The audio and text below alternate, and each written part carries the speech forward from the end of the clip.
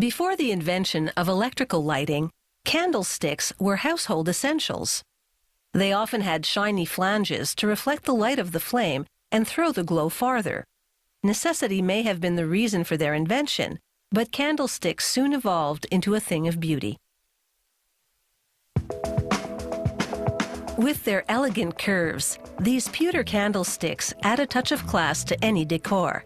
Top them off with lit candles and the ambience improves, which is why people still use candlesticks to both decorate and illuminate.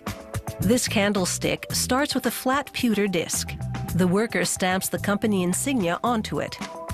He loads the stamped disc onto a lathe against a flared form known as the chuck, a kind of template for the base of the candlestick.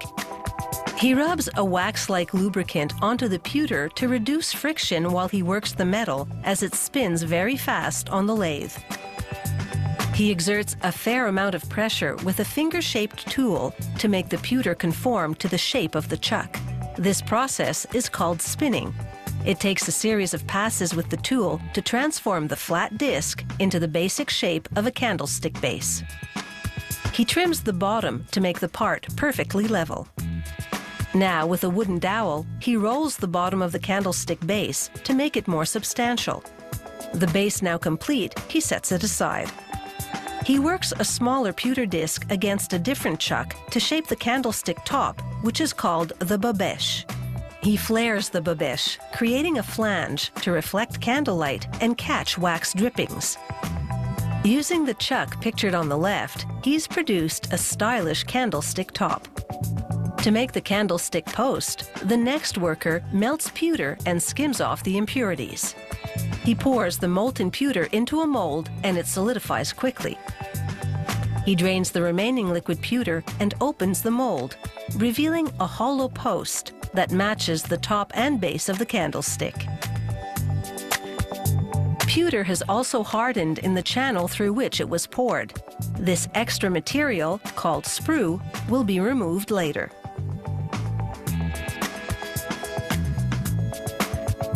Over at the next station, a worker removes a seam-like ridge created where the parts of the mold came together. He scrapes and files the ridge to even the surface. On the left, you can see the candlestick post before the ridge removal, and this is the part afterward.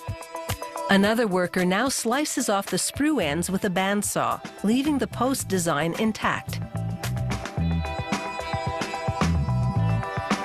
The pewter sprues will be remelted and reused.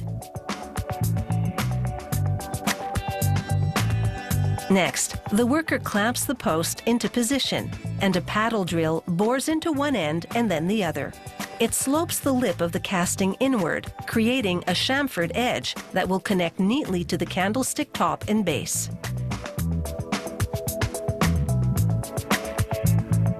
He slides a rod through the casting to better grip the part as he presses it against a fine grit sand belt.